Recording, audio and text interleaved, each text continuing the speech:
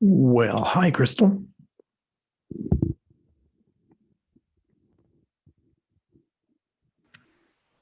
Hi. How are you? Um. Okay. Okay, that's it. Yeah. It's getting closer to finals week, so it's like a lot of papers to turn in, so it's a lot. Okay. Well, I'm going to keep it simple for you coming into finals, and I'll make our final pretty simple, if that's okay. Yes. Please. We'll give a couple more seconds to see if anybody else is going to show up here today. Good job on your midterm. It was very well written. Very good job. Did you copy and paste it, or did you come up with it on your own? I copy and pasted it. Thank you. What's for dinner tonight? I had burritos with beef. I think it was beef. Yeah, Beef. So now you're eating ice cream? No, I'm eating chips. Okay. Well, I have to wait till we're done. It'd be rude for me to sit here and eat while I'm trying to talk. Okay. Well, let's get started, because if these guys aren't going to show up on time, they're just going to have to catch up. Okay. This should go pretty easy. We are in a place now where we are done kind of talking about the engine and all of that takes place inside the engine and everything that we can do there. And now we're hitting the exhaust after treatment systems. The exhaust after treatment systems are going to include a whole bunch of stuff. We're going to start talking about them today, and then we'll go all the way into next Monday talking about them. I don't know how long this lecture will go. I don't have a lot of slides, but I got a lot of yapping to do. So we'll see how tonight goes and then how Thursday night goes. So we've got tonight, Thursday, Monday with all the after treatment stuff. And then the following Thursday is Thanksgiving.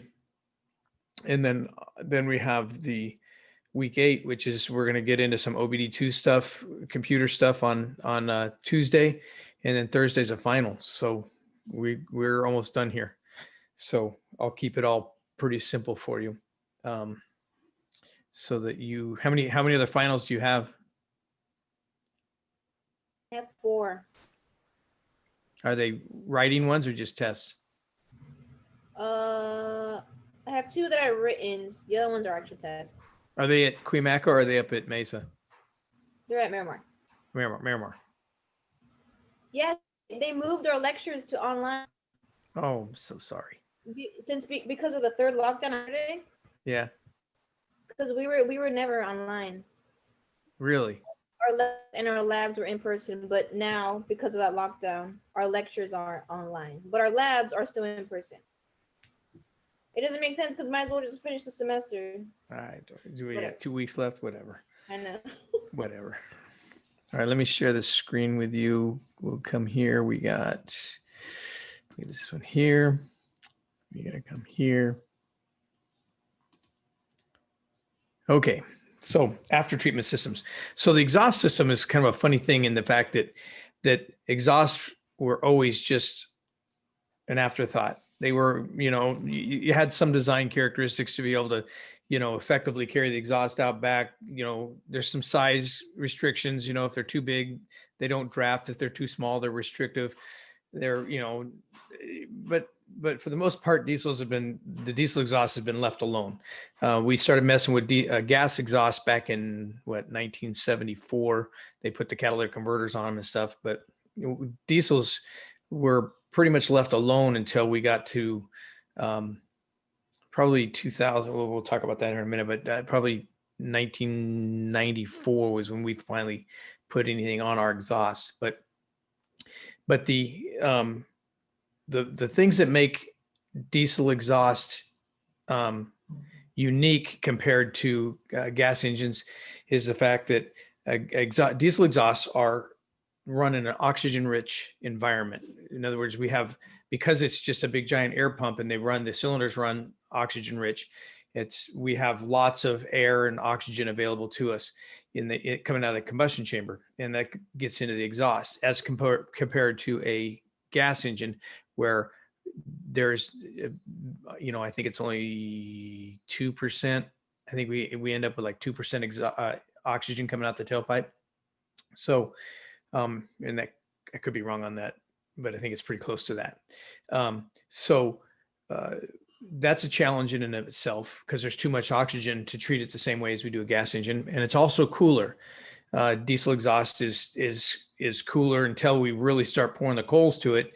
That if you sit there at an idle or just putting around town, the exhaust will sit in the 250 to 350 degree range, where a gas engine's catalytic converter won't even light off till it gets over 500 degrees. So we can't treat any of it the same way.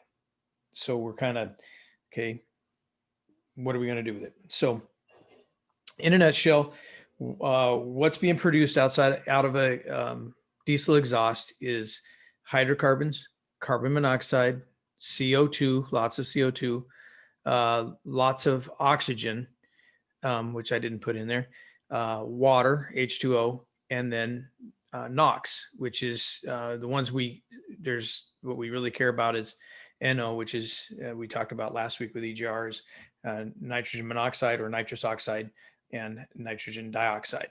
And those are the two gases that we're really concerned about with that. There are other, there's like six or seven NOx gases that are coming out too, but we don't care about them. They're not noxious. We don't care about what they are, because they're not our problem. Our problem specifically is nitrogen dioxide, and we have to treat that. Additionally, beyond the gases, the noxious gases that we got coming out the tailpipe, diesels are really guilty of putting out particulate matter. Okay. And gas engines don't control it in gas engines. I know they're going to start trying to talk about it. A lot of the new gas engines with that direct injected gas engines, we talked about that, I think, a little bit in the gas engine class.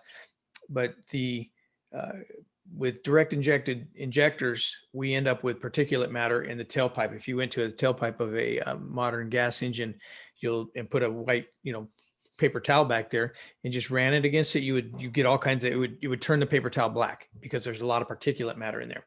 And that's why they've gone to dual fuel systems, where they got, port injection and direct injection in both in the same engine, so that they can run them at different times to try to control that particulate matter. And so, but we don't care about gas engines here. They're not controlling it in a gas engine, but particulate matters was the number 2 thing that we started to deal with in diesel engines back in 2007. So who cares about it anyway? What's so important about all this crap coming out the tailpipe of a diesel? Okay. Well, I'll tell you at 100%, I am no kooky environmentalist. I believe 100% that there are those who are going to use the global warming thing and the climate change and all that as a matter of trying to control the masses and do that. I don't believe in global warming. I don't believe in climate change and all that stuff. I think it's an arrogant place to be, to think that man could do something to the climate. However, having said that, I did grow up in a household that I was taught to be a good steward of the things that God has given us. And I think that we need to take care of our planet and our air. I think nobody wants dirty air. Particulate matters, when we inhale them, are really bad for us. NOx, specifically nitrogen dioxide, is really bad for plant growth, and it causes them to be very susceptible to disease and to cold and all kinds of stuff. NOx, when it gets up in the atmosphere and it creates ozone in the troposphere, causes all kinds of problems with people who have lung problems and stuff like that. So yeah. Do we need to care about it? Yeah, we need to care about what's coming in the back. Do I believe that our cars and our industry and all that stuff cause the all the wildfires in California? Heck no. The wildfires in California happen because they caught fire and we're not managing our forest like we should. I mean, it's just plain and simple. That's the world according to Kevin. And but at the end of the day, we need to take care. We need to, you know, they've passed legislation to clean up the exhaust in these things. We've got technologies nowadays that we can do it. And as technicians, we are tasked with making sure these things work and that they operate, and we make them operate properly so that we can have zero emissions. And that's one of the things about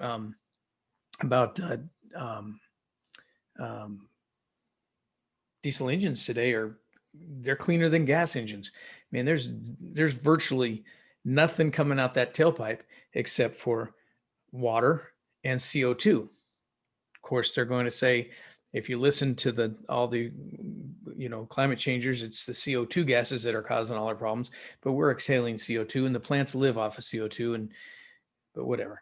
So anyway, we have no particulate matters, or we've reduced particulate matters by as much as 99%, and we have no hydrocarbons or CO coming out the tailpipe, and our NOx gases are somewhere between 1 and 10 parts per million on average. So really done a really good job of doing it. So how do we treat the exhaust? So we've talked a little bit about in-cylinder designs, which are cleaner, better fuels. EGR, we talked about that last week, exhaust gas back into the cylinders to try to cool and slow down the combustion process so that we don't create the heat and the pressure that causes NOx. Retarded ignition timing, pilot injection, CAC, which is charge air coolers, where we're cooling the air coming into the engine. And then also combustion chamber design. They used to have very turbulent combustion chamber designs in a diesel, thinking that was going to help atomize the fuel and make it make the engine run better. Well, it may have in those days, but now we don't. That ends up causing more problems with NOx and stuff like that with those combustion chamber designs. So now we have simpler combustion chamber designs, and we're overcoming pressures and problems of fuel atomization with higher pressure fuels. So we have with all of that taking place, these are all the things that are happening in an engine where we are trying to control them in an engine. The problem with trying to control it any further inside of the engine is that EGR, retarded timing, a lot of these things are, they start crippling the engine as far as power is concerned. There's that balance between how much we can kind of clean the engine up and still make it, responsive, fuel economy, and everything. We could make it really clean and be just a big slug and be worthless to us. So we've pretty much gone as far as we can with in-cylinder designs to try to clean up the tailpipe. And now with exhaust after-treatment systems, now we can actually kind of back off the in-cylinder designs and get some power and performance back in the engine and clean it up in the exhaust and treat it that way before it leaves the tailpipe. So what are the after-treatment systems? You're going to have DOC, which is a diesel oxidation cats. DPF was a diesel particulate filter. SCR was selective catalyst reduction. And the DEF, which is diesel exhaust fluid. These are systems that are all working together, along with there's actually some monitoring systems and stuff like that are all going to come into play to help us take care of the exhaust after it leaves the cylinder.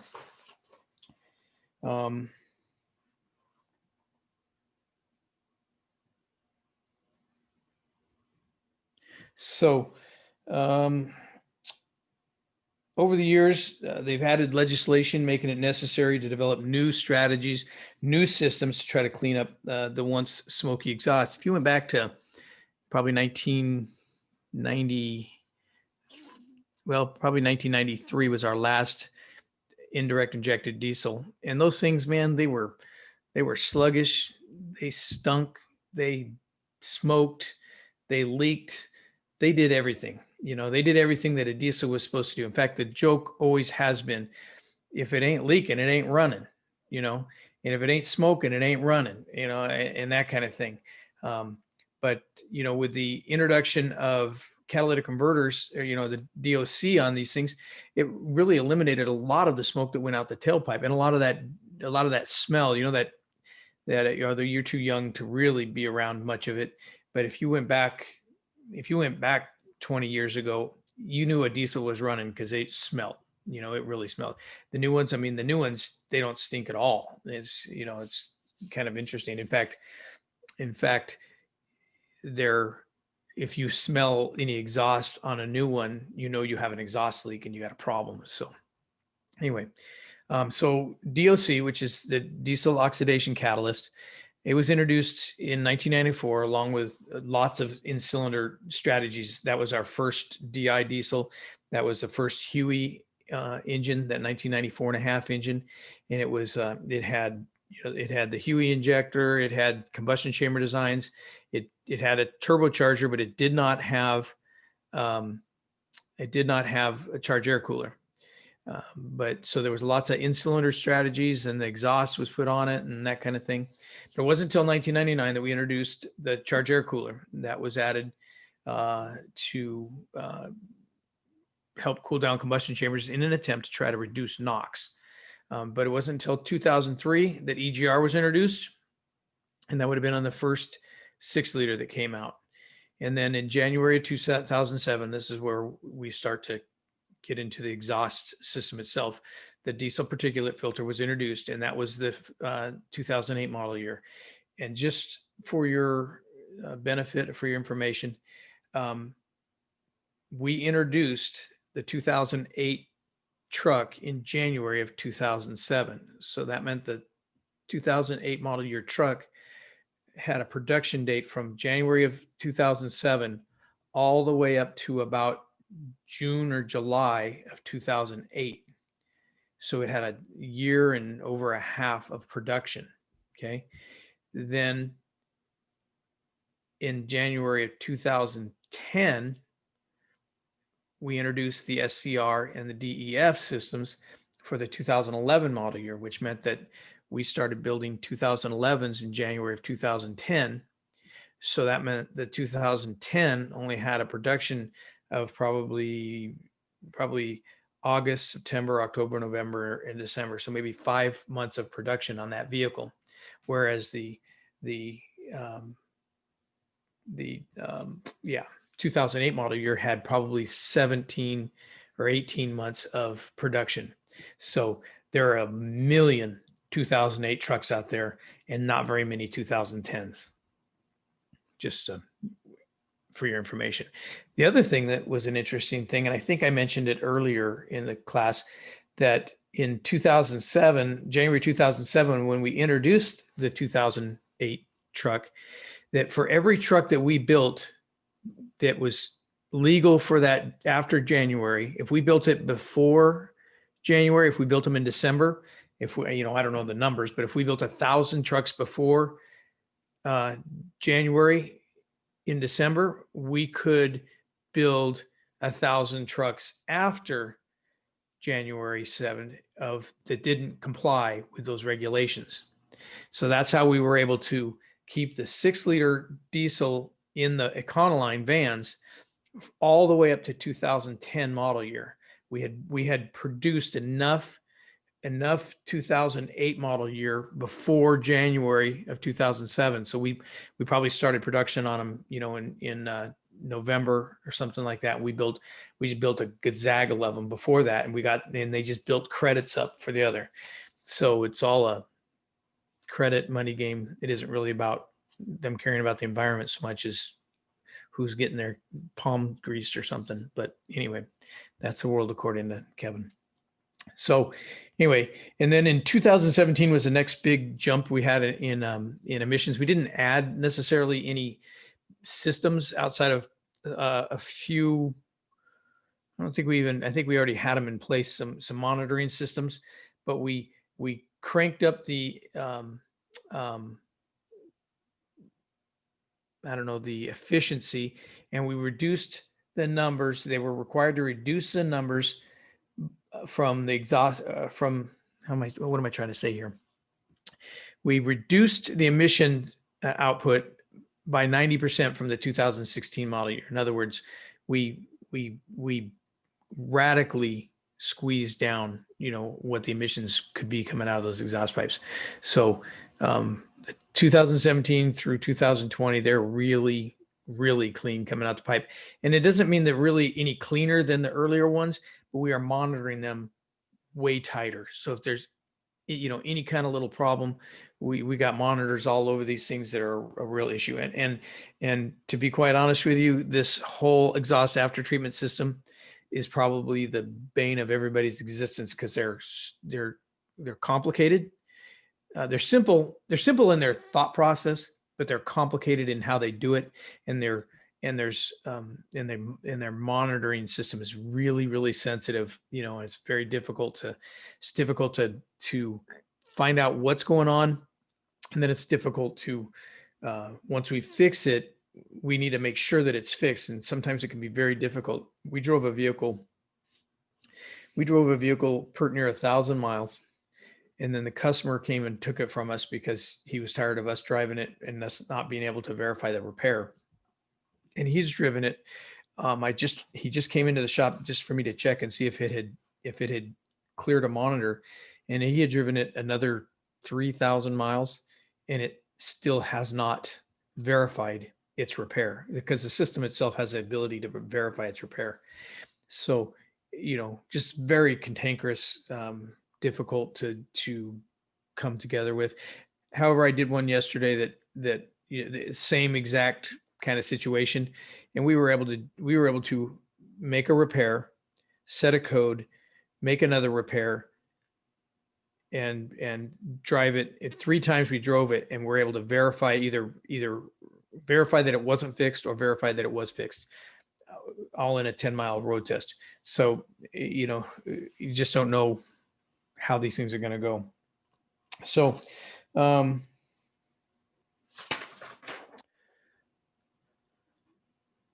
so today's vehicles, we already mentioned this, that they're like zero emissions. We've reduced our particulate matter by 99%. We have virtually no particulate matter coming out the tailpipe. They're more fuel efficient. And at the end of the day, they're the right choice for the customer. Customer is going to come to you and say, hey, what do I want? What kind of vehicle do I want? I'm going to be, not everybody needs a diesel, but if, hey, I'm going to be pulling a trailer, I'm going to be doing this, do I want to buy the gas engine or do I want to buy the diesel? 100%. They want to buy the diesel. A little bit more money up front, a little bit more money to operate, but in the long haul with the fuel economy, and if they drive that thing to about 150,000 miles, it will pay itself off, and then it will start to become a money positive for them. So that's my sales pitch for the diesel. So what makes up the diesel exhaust after treatment systems?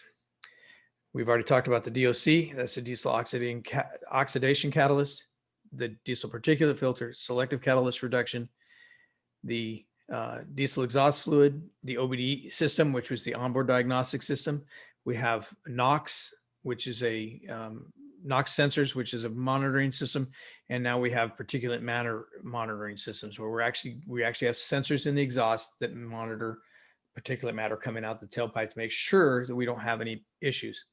So, in a nutshell, those are pretty much everything that's going to make up. Those are a bunch of subsystems that are going to make up one giant system. We're going to talk specifically about how Ford does it. There are other manufacturers that do things exactly the same, and there are manufacturers who do things the same but different, and there's some that are completely different. But I'm not interested in. I'm not here to talk about some of the oddball stuff. I might mention some of the things that they're doing, but for the most part, I'm just going to stick with what Ford is doing. And Ford's pretty straightforward.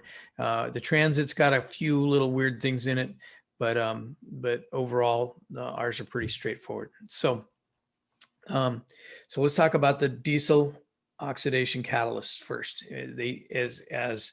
As exhaust comes out of the engine, it's going to pass through the catalyst first. Now, if we went back to 1994, that catalyst is very similar to what we're using today. So we had the 1990, the 7.3s had an oxidation catalyst. The 6 liter had an oxidation catalyst. The 6.4 had an oxidation catalyst and a DPF. And then today's world, we have the oxidation catalyst, DPF, and SCR all together. And I know all these acronyms are like, okay, what do you mean? But we're going to cover all these. You're going to know exactly what all these acronyms are by next Tuesday. So the diesel oxidation catalyst, what is a catalyst? A catalyst is something that causes a reaction at a usually faster rate without actually entering into the reaction or giving up anything of itself in the process. In other words, it is something that's entering into the process to make it happen, but it's not, you're not using the catalyst up. In theory, this catalyst should last forever in the vehicle. In practice, no, it's not. They do give up something just because of heat in life and everything like that. But the actual catalytic action that's taking place, the oxidation that's taking place, does not doesn't affect the catalyst itself. So what does a catalyst do? It combines exhaust, the hydrocarbons, or the oxygen that's in the exhaust, with the hydrocarbons and the carbon monoxide to create CO2 and H2O water. Okay. In its simplest form, that's what a oxidation catalyst does. It would be similar to the counterpart of a gas engine's two-way catalyst, which would be 2 ways, that it's cleaning up 2 gases, hydrocarbon and carbon monoxide. Really simple process. They're going to do that. We'll talk about its construction here in a little bit, but it's using a platinum or palladium coating, and those metals, those precious metals, are the catalysts that make these things operate. Okay. Additionally, what happens though in a oxidation catalyst is we have soot that comes out with that diesel engine. Soot is your particulate matters, and that gets in there. Okay. Soot is an organic matter. It is a partially burnt organic matter that can burn. Okay. So when we get the right temperature and everything's happening properly inside that oxidation catalyst, soot is cooked off so that it never actually gets to the particulate filter. So that's a kind of a plus bonus that we're getting out of that catalyst. The other thing that happens, and it happens because of the oxygen-rich environment inside that oxidation catalyst.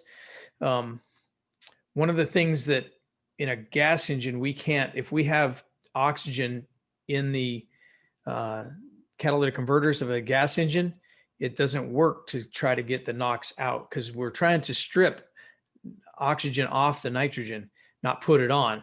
But what happens in a diesel cat is we have nitrogen monoxide in there and lots of oxygen, and it's all heated up again. So what does it do? It produces more nitrogen dioxide. Okay. And then in all of this processes of the oxidation of the hydrocarbons and the oxygen and the carbon monoxide and the oxygen, and then the NOx and all these things that are burn or oxidizing in here, they all create heat. Okay. That is the heat is the byproduct of this oxidation process. Sorry, it's been a long day. So we're going to use that heat, and we're going to talk about that heat on Thursday, but keep in mind that heat is there, and that's it. The heat is an important process, or an important thing. And that's where the nitrogen monoxide oxidizing to the nitrogen dioxide creates a lot of heat when it happens. And that's a good thing for what we're trying to make it do. But the question is, the question is, aren't we trying to get rid of carbon dioxide? Okay. I mean, not carbon dioxide, nitrogen dioxide. That is that is the bad gas. That is the number one bad gas that we're trying to get rid of. That's the nitrogen dioxide is the one that's, hurting plant growth. It's the one that gets up in the ozone or up in the troposphere. And when the sunlight hits it, it breaks down and makes ozone.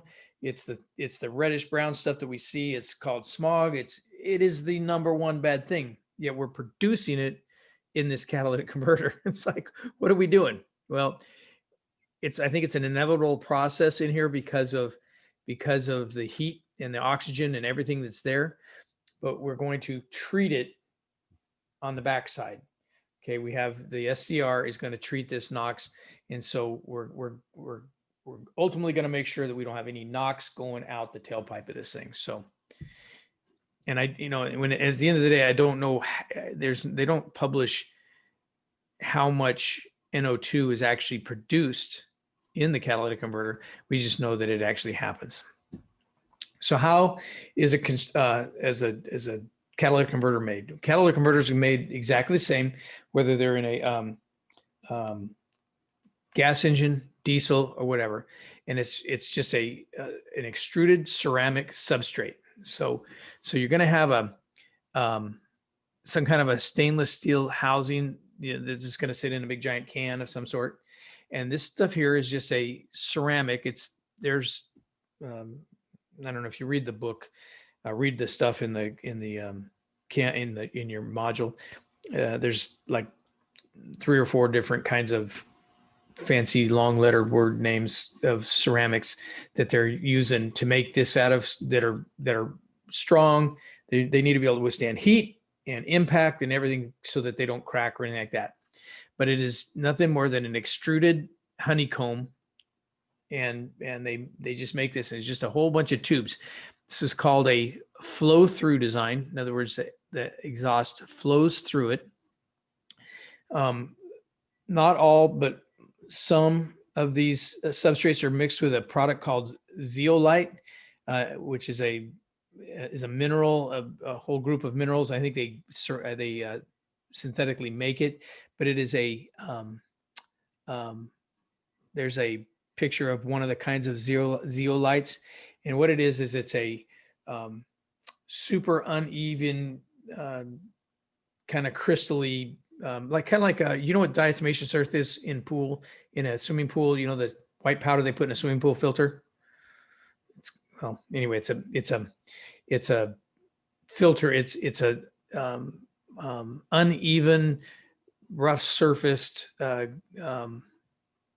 mineral that collects. What this zeolite does is, when that catalytic converter is cold, in that if it's cold, it can't burn off and make the oxidation happen between hydrocarbons and oxygen and CO2 or CO and oxygen.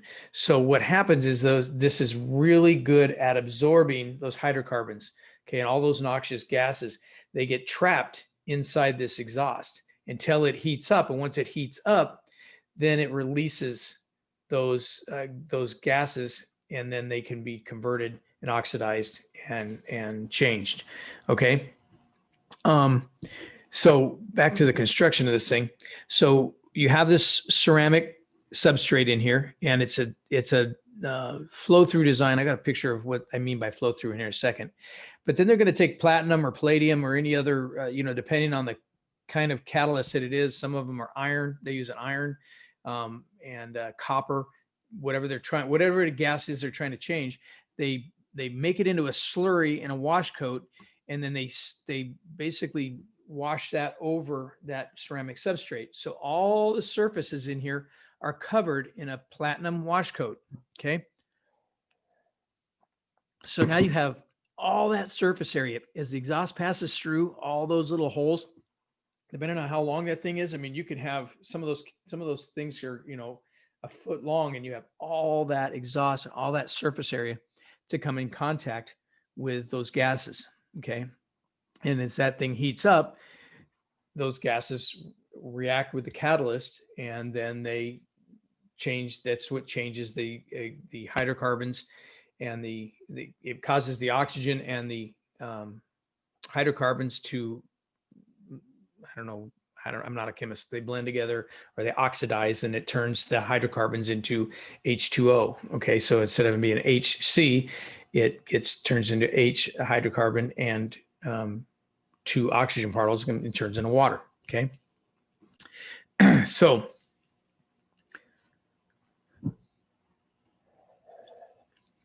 let me just go to this picture here. Well, not even good, is it? Well, let me just go on. We'll talk about when we talked about a flow through design means that the exhaust just flows all the way straight through it.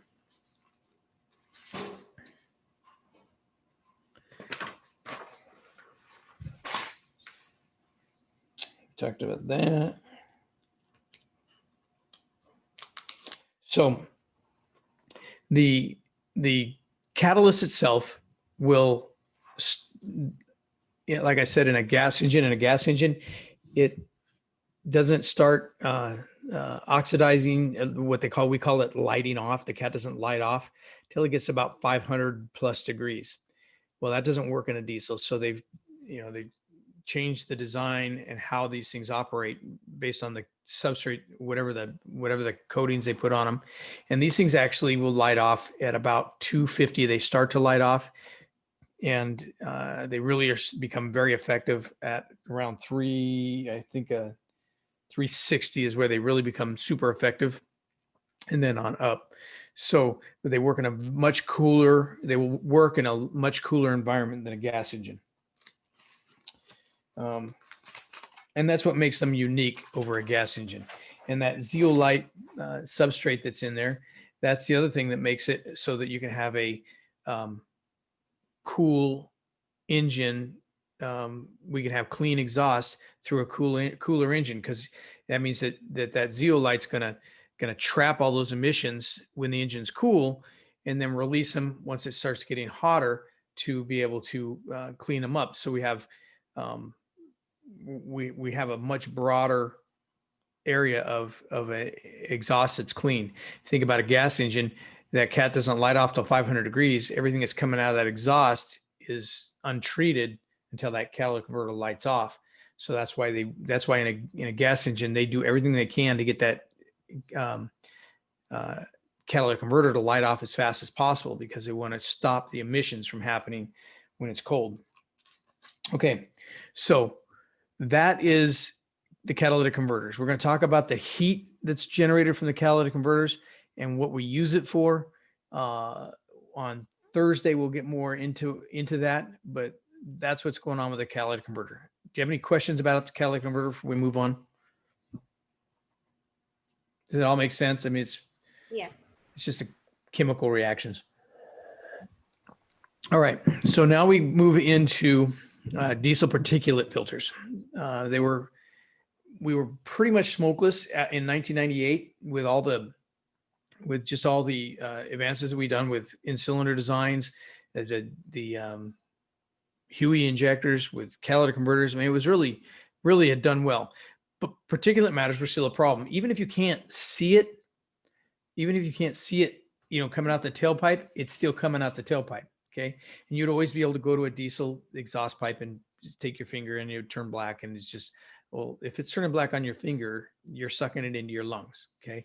And some of those really smallest particles, our body's designed to get rid of, stuff in the air, but some of those really small particles make it past all of our defenses and get down into the deepest parts of our lungs and create problems.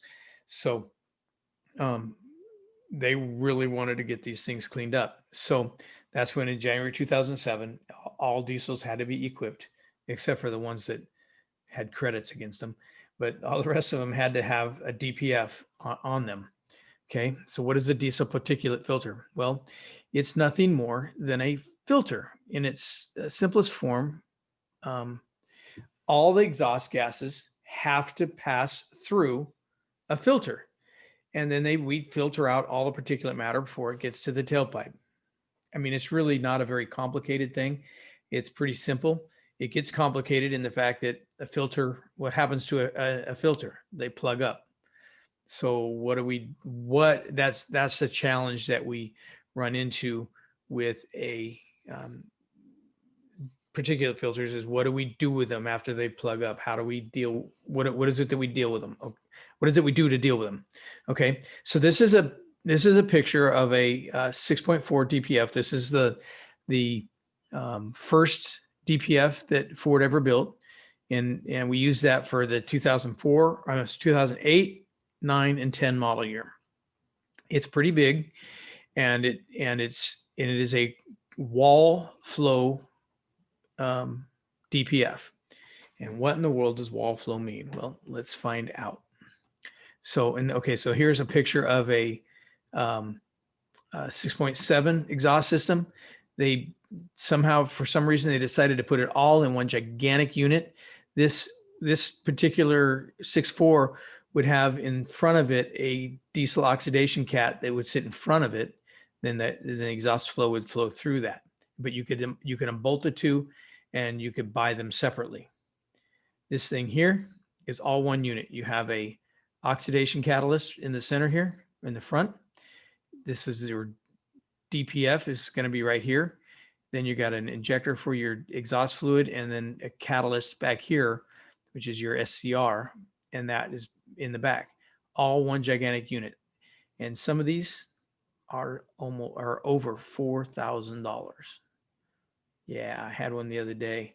The guy needed an engine because he was towing a trailer, too heavy of a trailer. Well, it probably wasn't too heavy of a trailer, but he downshifted with the engine and went downhill too fast, and it caused the valves to float and lost all his rocker arms and everything off his engine and damaged the engine.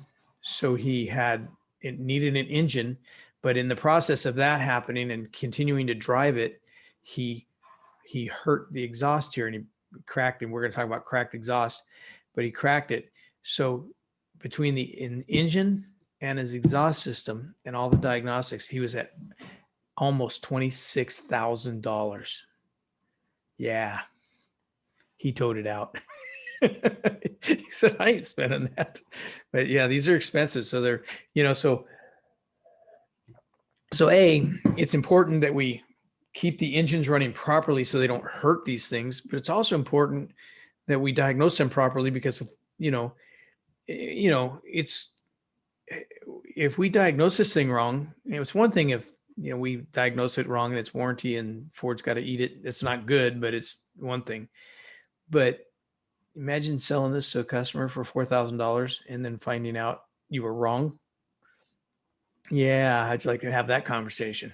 So it's important that we do all the diagnostics properly before we go changing these parts.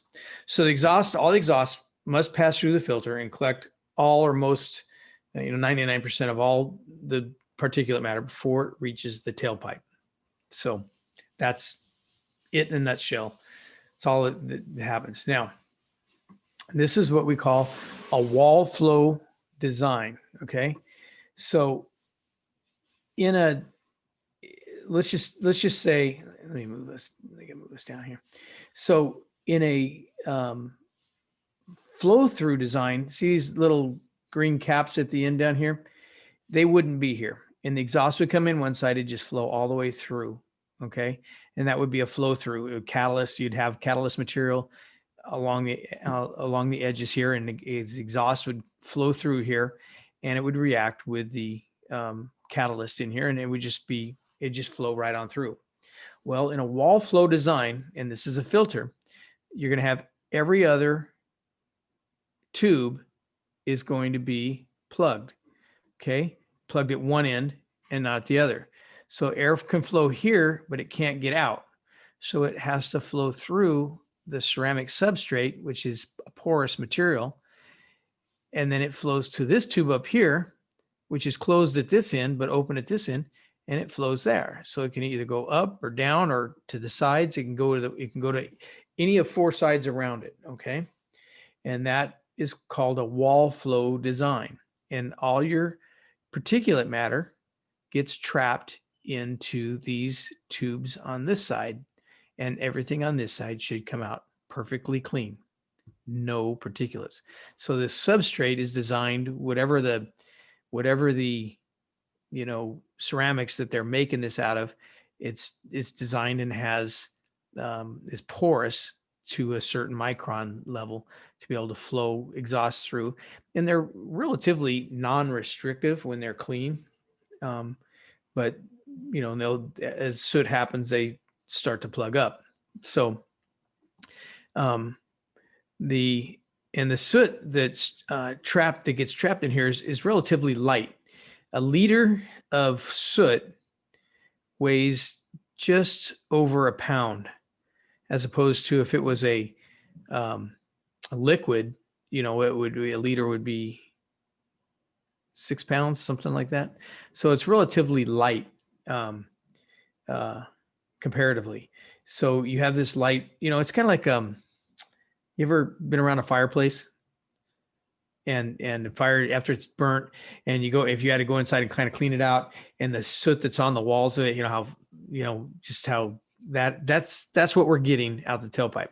Now, keep in mind that we're doing things in cylinder to try to reduce the soot, which the things that we can do in there is they'll have post injection events, as the cylinders fires, and they'll have, they had your main injection event, which pushed the piston down. But late in that piston stroke, we're going to throw some extra fuel in there, just little small bits of fuel, and that's going to burn inside there, and it's used to help burn any particulates that were in there and try to burn them off and burn that soot off before it actually gets out into the tailpipe. Okay. Then we got the oxidation catalyst that's taking any bits of soot, and it's trying to burn it off in it as well. But some inevitably gets to the DPF. And so and it depends on, especially if the engine's not running right, they'll really put some soot out. And then if you're really running hard, really putting the coals to it, you'll put a lot of soot out. But a lot of it's just going to depend on driving habits and everything like that, how much soot gets into this exhaust. So here's a picture of a wall flow and a flow through catalyst. The one on the left here is a wall flow, and you'll see that every other one of these is plugged up on this side.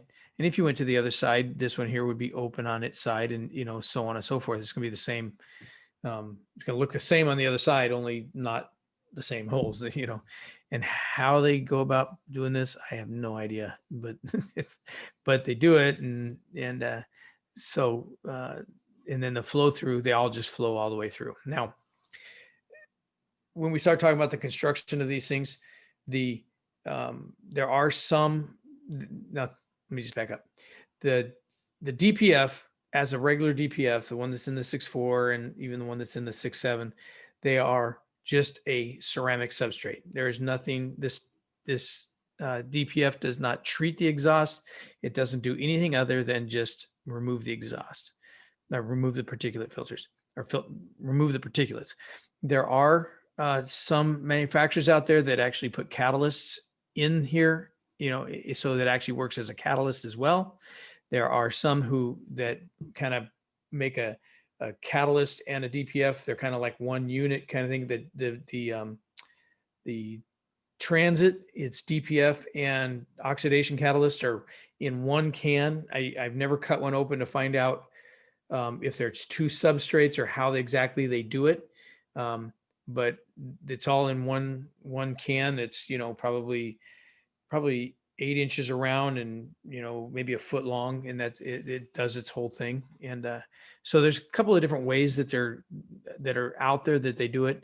But for the most part, Fords are a oxidation catalyst and a DPF. They're two separate units. Before we talk on Thursday, we're going to talk exclusively, well, not exclusively, but we're going to talk about the regeneration process. How do they, okay, I'm going to give you a heads up on it. These things plug up. I mean, it's within within an hour's driving, heavy driving, you can have that thing can be completely plugged up with soot. Let's just say that. Okay. So we have to clean this thing out. We go through a process called regeneration. And regeneration is going to do is we're going to create heat out of that oxidation catalyst. And that heat is going to come into this DPF, right? Let me find that picture. This oxidation catalyst is going to create heat. It's going to flow heat into this DPF, and that heat is going to bake off that DPF. Okay.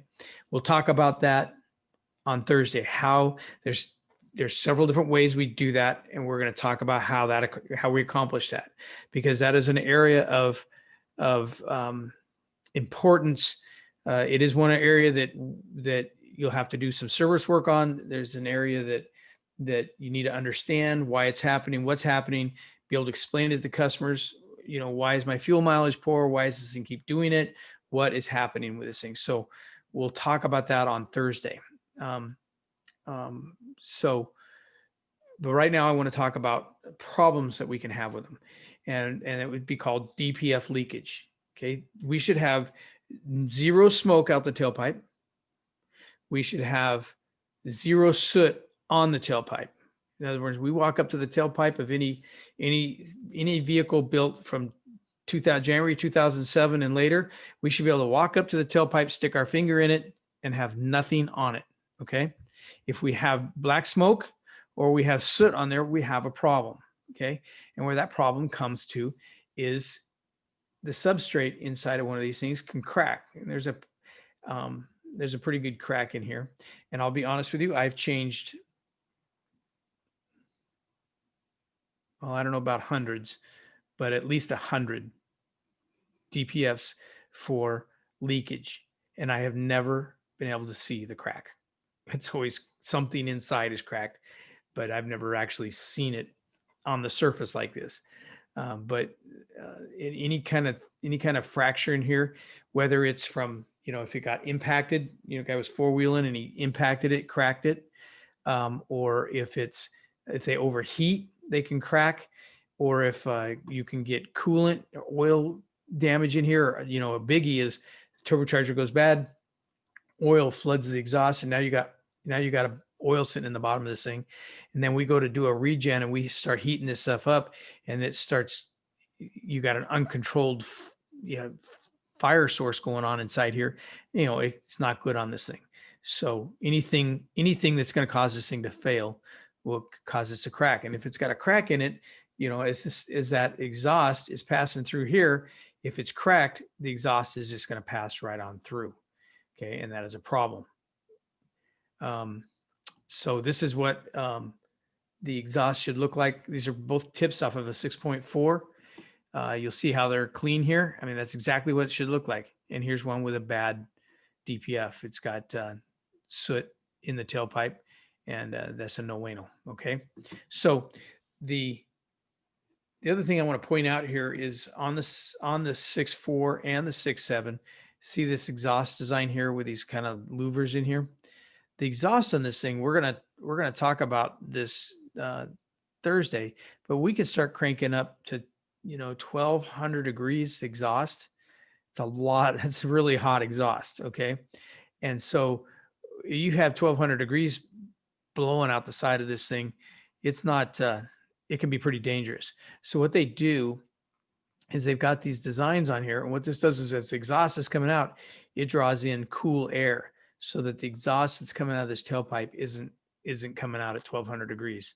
It's hot, man. I've been next to one we're running up hard in a regen process, and man, it's hot, but it isn't 1,200 degrees hot. So, okay. So, I think that's all I have to cover tonight, because I don't want to, I want to cover all the regeneration processes.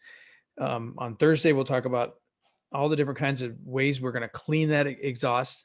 And then we're going to cover some of the sensors and stuff that help us to be able to monitor this exhaust and how that all operates. And then next so tonight and Thursday are pretty light and everything's pretty light this week. Next Tuesday though, we're going to cover, and maybe I should have plotted this a little bit better, but Tuesday we're going to talk about SCR systems, and that's selective catalyst reduction. And that's where we're taking exhaust fluid. We're putting exhaust fluid into the exhaust. We're going to spray urea into the exhaust, and we're going to use that as a catalyst to make ammonia, and we're going to use that ammonia to help us strip NOx off the exhaust. And we're going to talk about how all that takes place. So we're going to talk about the SCR, the DEF system, and all that stuff. And that's really fun. It's pretty light this week, but I did put the two web-based courses in your class. So you need to get on top of those so you don't get behind. And then I think there's a test. I think there's a test in there this week. If there's not, is there one? I don't remember. I don't think I put a test in there, did I? Let's find out. Let's stop this share and let's find my Canvas. I think I had it in here. Is there a Canvas in here?